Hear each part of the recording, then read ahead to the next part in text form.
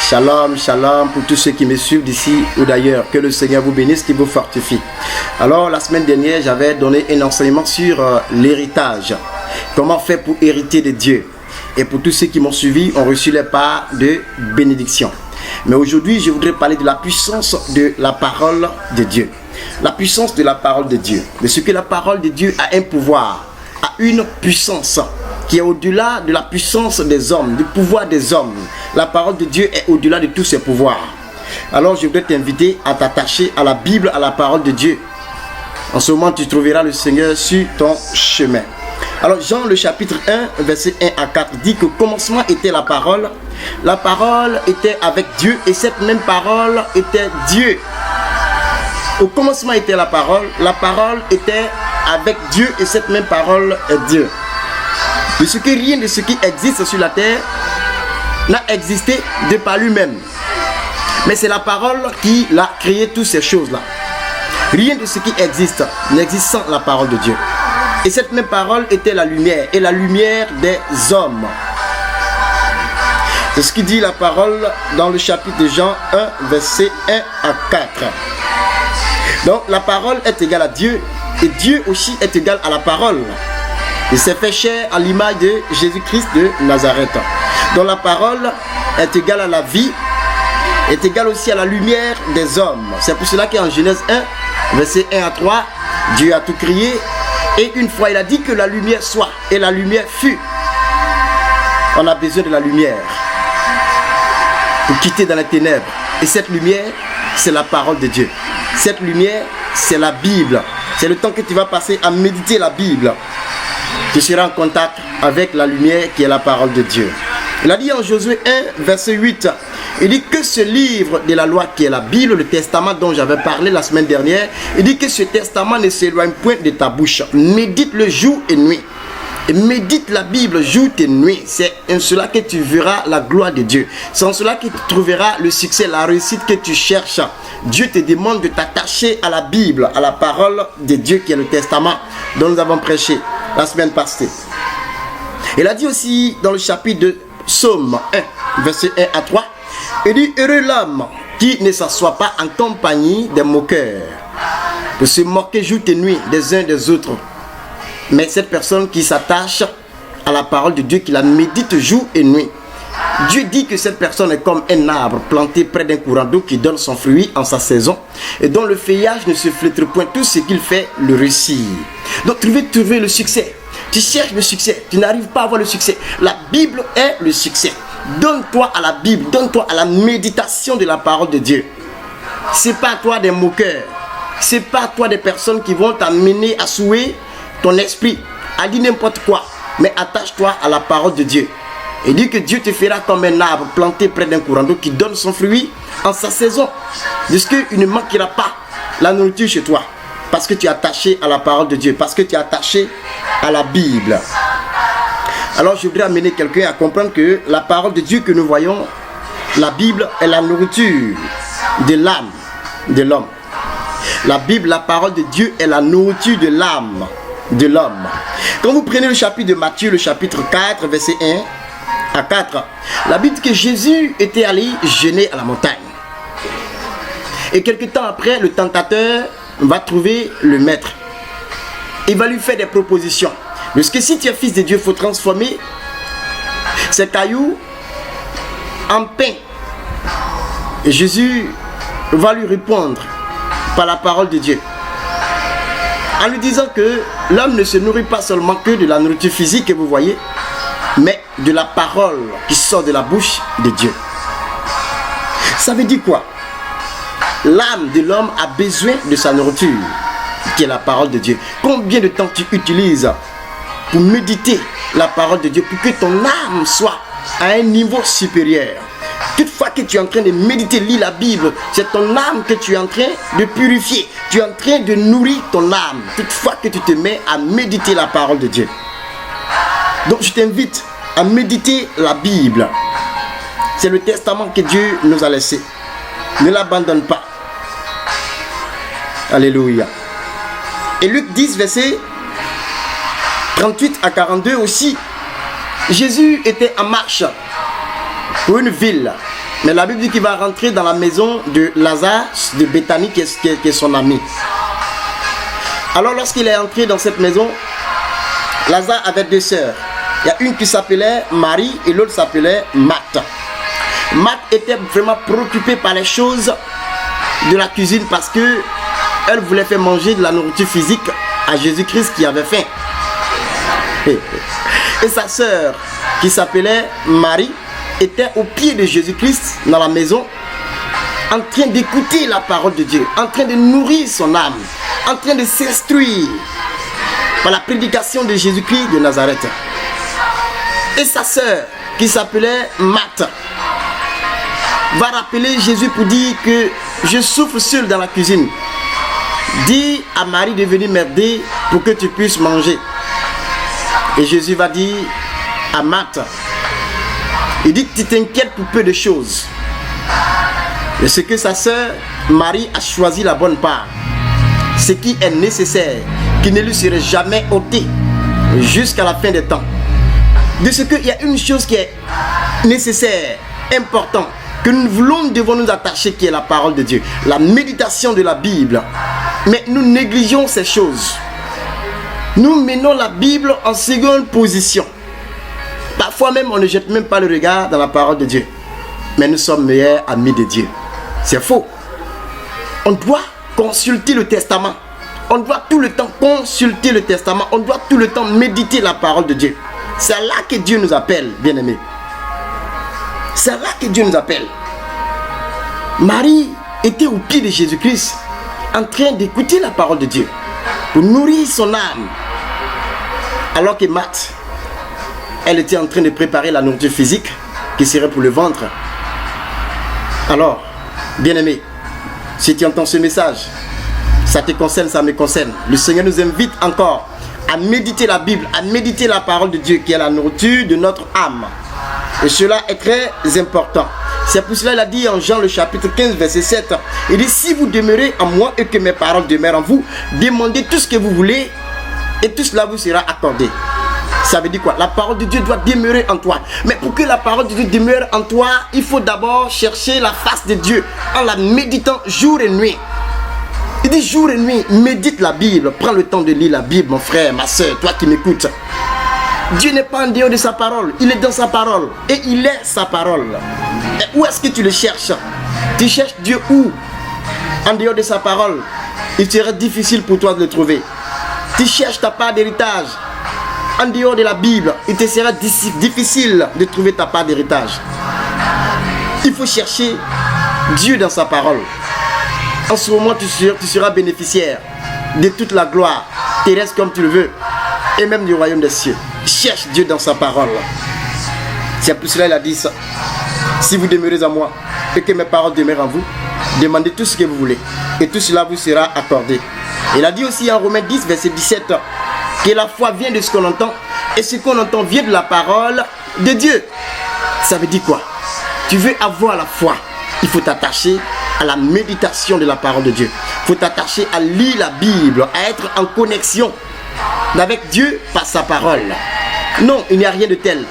La foi va s'installer en toi parce que tu prends le temps d'être en connexion avec Dieu par sa parole.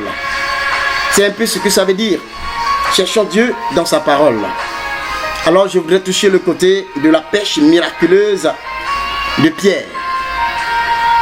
La Bible dit que Pierre est un pêcheur professionnel.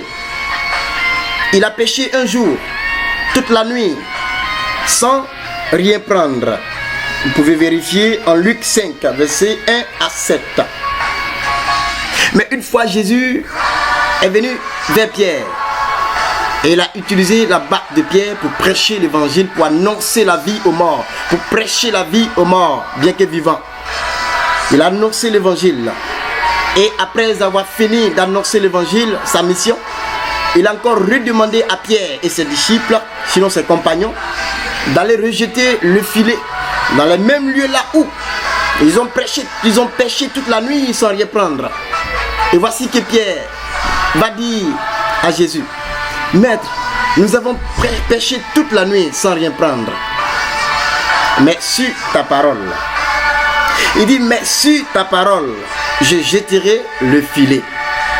La Bible dit que lorsque Pierre a jeté le filet, le nombre de poissons et la quantité, la qualité de poissons que Pierre, durant son existence dans cette mission de pêcheur, il n'a jamais pris ce jour-là.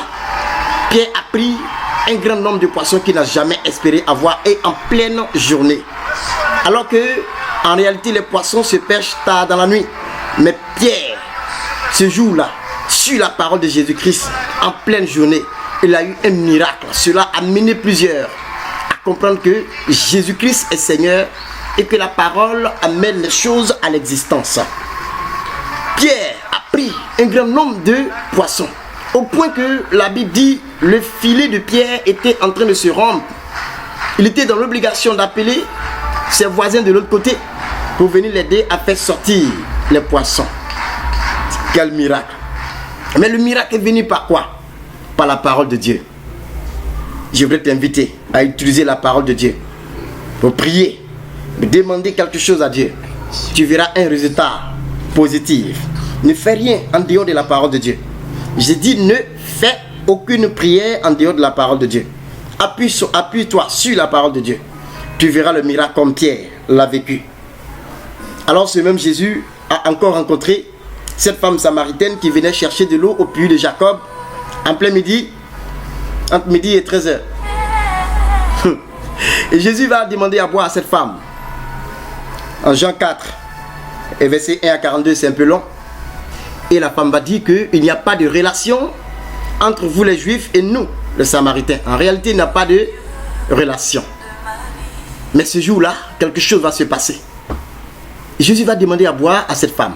Et cette femme va lui refuser pour dire quoi? Entre vous et nous, il n'y a pas de relation. Pourquoi donc me demandes-tu à boire?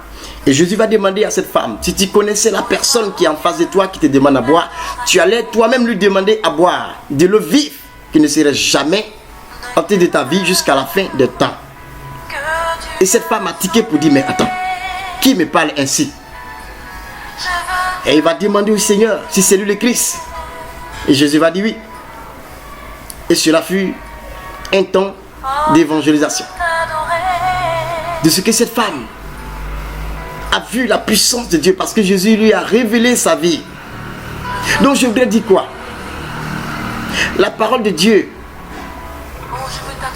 est un pouvoir surnaturel. Et l'eau qui est symbole de la parole de Dieu. De l'eau est symbole de la parole de Dieu. C'est pour cela qu'il a dit à la femme, je vais te donner de l'eau vive. De l'eau vive qui est source de vie intarissable, qui est la parole de Dieu.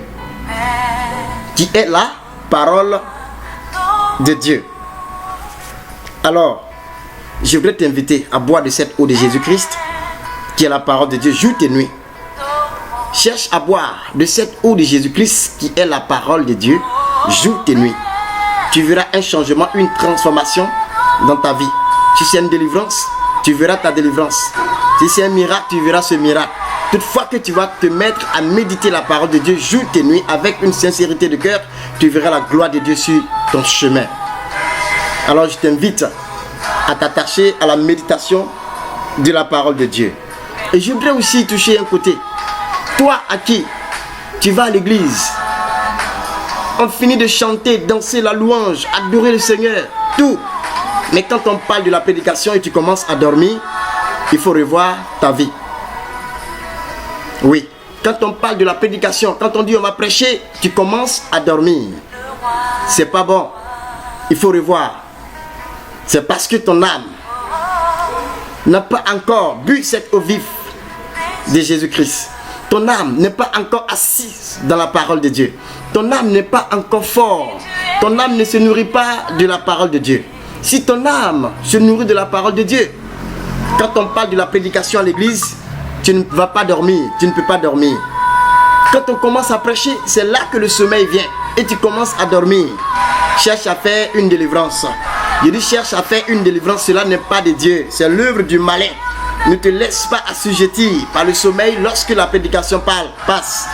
C'est ce qui est important, c'est ce qui est nécessaire. C'est pour cela que Jésus a dit à Marthe, la sœur de Lazare, elle a dit à Marthe que Marie a choisi la bonne part, ce qui est nécessaire, qui est la parole de Dieu. Alors, si la prédication passe que tu dors, il faut revoir ta vie. La preuve en est que il y avait l'apôtre Paul qui était en train de prêcher. Il enseignait le peuple de Dieu. Et tard dans la nuit, son discours a pris un peu de temps. C'était un peu long. La Bible dit qu'il y a un certain jeune homme qui s'appelait Étichu. Ce jeune homme s'est endormi. Il était assis à la fenêtre et il est tombé. Il est mort. Mais comme Dieu est Dieu, il a fait venir son serviteur, Paul. Il est descendu. Il est venu prier pour ce jeune homme. Il est revenu en vie. Ça veut dire quoi? Quand tu dors, la mort peut te trouver dans ce sommeil. Tu n'as pas le temps pour la parole de Dieu. Tu n'as pas le temps pour la méditation de la Bible, de ton testament. Tu n'as pas le temps de prier avec la Bible. Le sommeil va te prendre. Le sommeil va te prendre. Et cela pourrait t'amener à la mort spirituelle. Et cela peut se répercuter sur ta vie physique, qui va te donner une mort physique. Donne-toi à la méditation de la parole de Dieu, bien-aimé. Donne-toi à lire la Bible, à méditer jour et nuit, comme Josué 1, verset 8 l'a recommandé. De méditer jour et nuit et tu verras la gloire de Dieu. Tu verras la main de l'Éternel. Alors, 1 roi, le chapitre 3, verset 16 à 20. La Bible dit encore qu'il y avait deux femmes de mauvaise vie. Pourquoi j'ai dit mauvaise vie? Parce que la Bible dit que c'est deux femmes prostituées. Les deux femmes prostituées ont accouché dans la même semaine. Et quelque chose va se passer tard dans la nuit. De ce que lorsque les deux dormaient, il y a une des femmes qui s'est couchée sur son enfant, sa bénédiction, et il a tué son enfant. Elle a tué son enfant. Elle a regardé que l'autre femme était endormie profondément.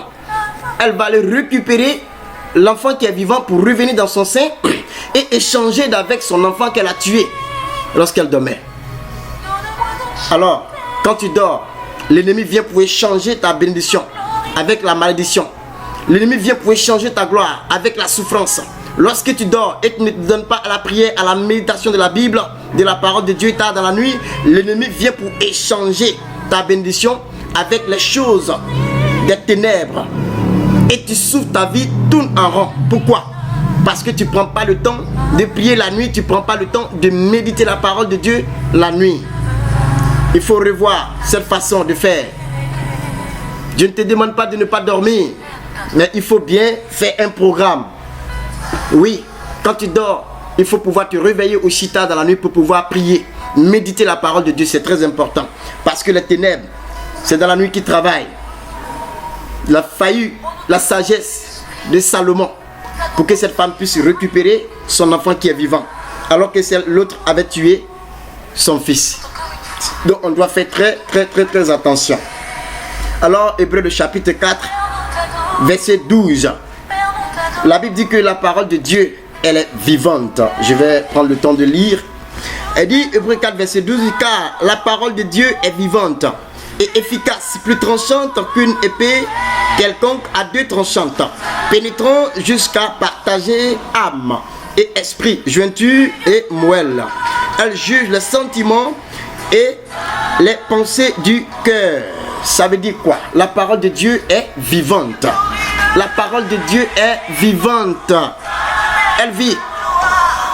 La parole de Dieu vit. L'Esprit de Dieu vit. Jésus-Christ vit.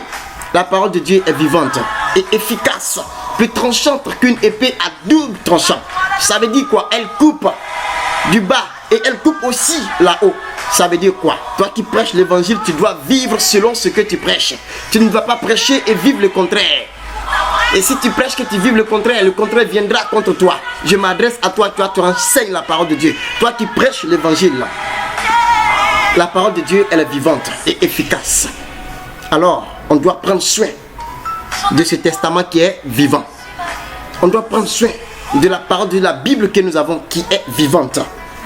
Alors, de la même façon, tu prends soin de ton corps, tu prends soin de tes enfants, prends soin de la Bible, prends soin aussi de ce testament, parce qu'il est vivant.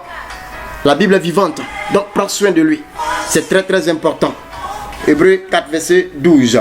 Éphésiens 6, verset 17 aussi dit que cette parole est une épée Et c'est le casque du salut. C'est-à-dire quoi? C'est notre bouclier. La parole de Dieu est notre bouclier. La parole de Dieu est une épée aussi. L'épée de l'esprit. Et le casque du salut. Donc on ne doit pas négliger la parole de Dieu. On doit la prendre au sérieux.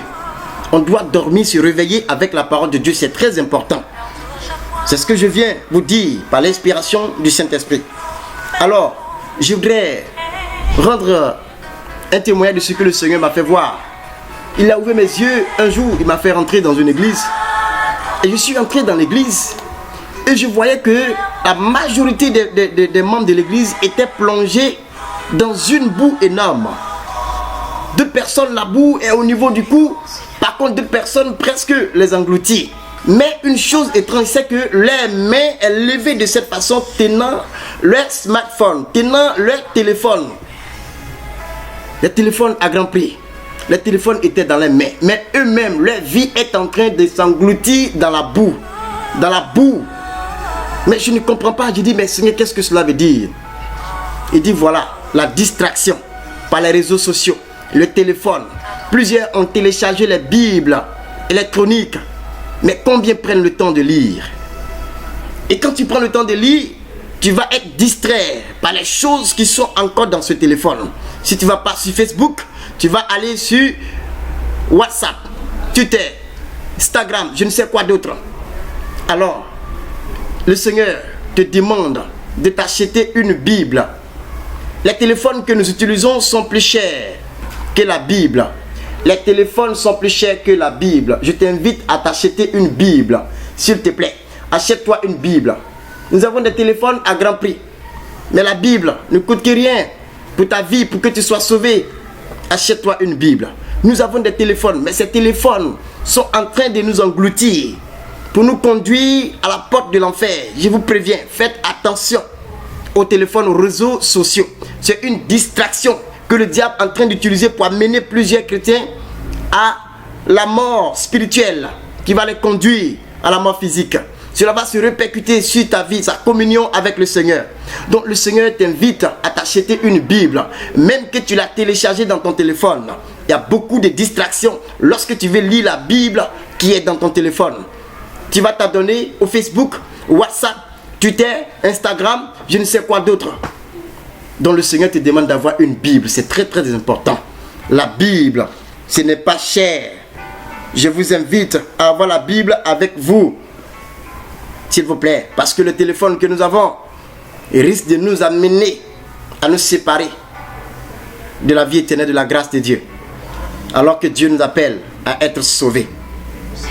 Et il a dit que son peuple périt parce qu'il lui manque la connaissance. Osée le chapitre 4, verset 6. Il dit que mon peuple périt parce qu'il lui manque la connaissance.